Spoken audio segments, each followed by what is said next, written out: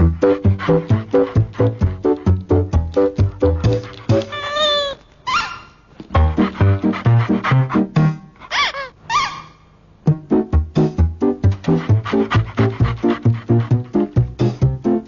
là âm thanh của chén đĩa sạch bóng.